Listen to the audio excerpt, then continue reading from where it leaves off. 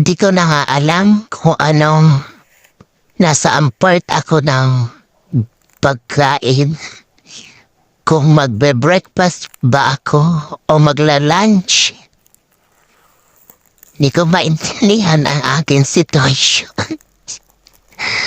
So thankful pa rin ako kasi may McMuffin, may McDonald's, kaysa naman sa chicken rice everyday. Ayan, salamat nga pala sa binata na amo ko.